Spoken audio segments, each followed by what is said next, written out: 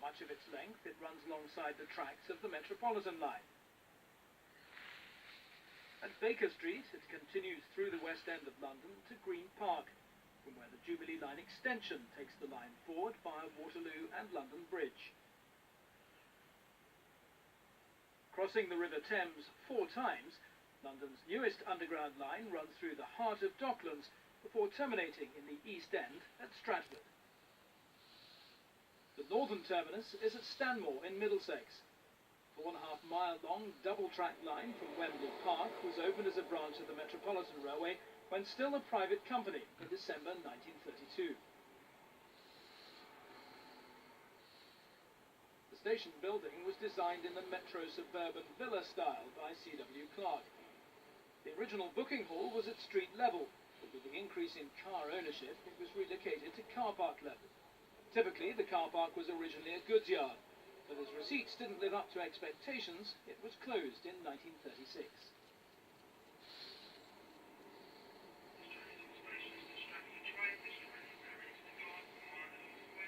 Clear the doors now. Mind the doors.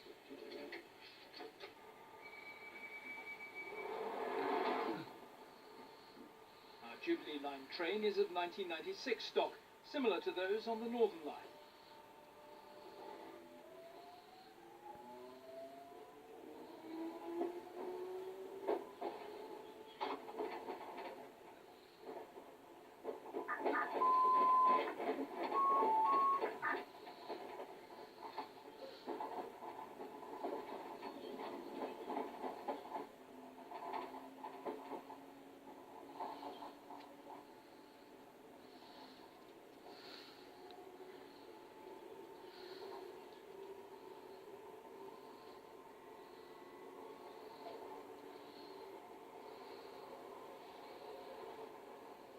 The junction provides access to the 10 stabling sidings. The Stanmore line was built at a time of severe unemployment and was welcomed by the government to provide some relief. It also opened up a large tract of hitherto undeveloped land for new housing, which in turn provided further employment. One of the novel features of the new branch was known as centralized traffic control, enabling the signal electrical interlocking equipment to be remotely controlled from the existing Wembley Park signal box.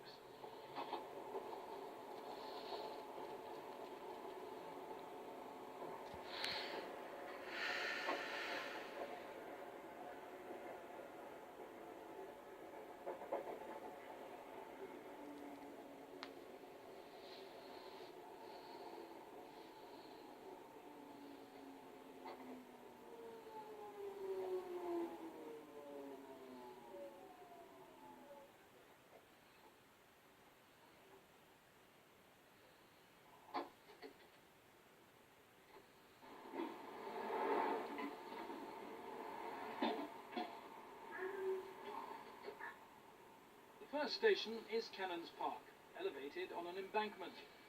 When first opened, it was named Cannons Park Edgware, but the suffix was dropped as housing built up.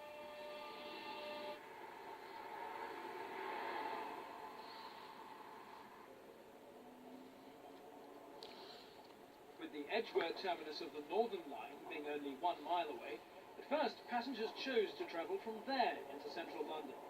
A major factor was that the tube fares were almost half the price of the Metropolitan, which were charged on a mainline basis.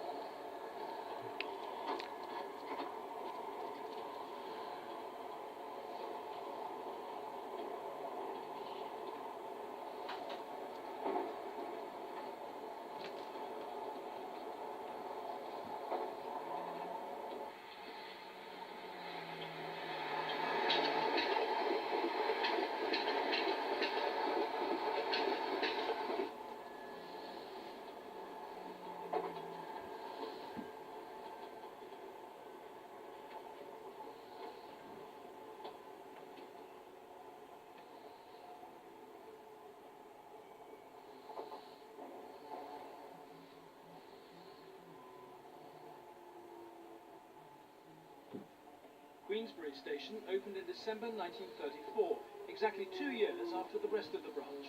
It was built on a greenfield site, so much so that a name had to be invented. With Kingsbury being the nearest area to the south, Queensbury seemed an obvious choice.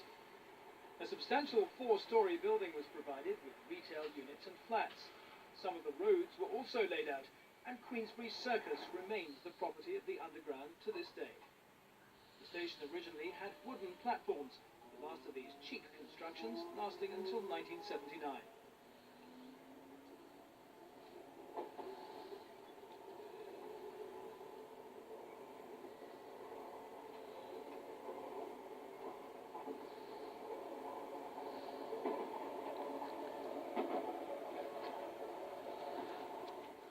Trees give a deceptively rural feel to the branch, but new housing rapidly sprung up and the area was fully developed by the start of the Second World War, much of it covering the land formerly occupied by the Stag Lane Aerodrome, which closed in 1932.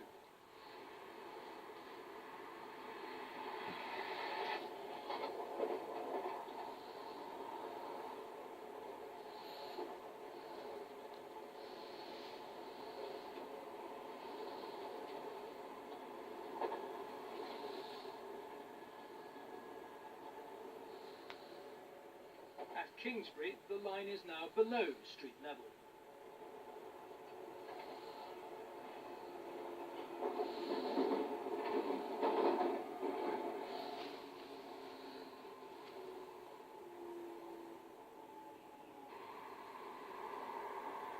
One of the original Metropolitan Company stations built for the opening of the branch, Kingsbury had a similar style building to Stanmore, designed by the same architect.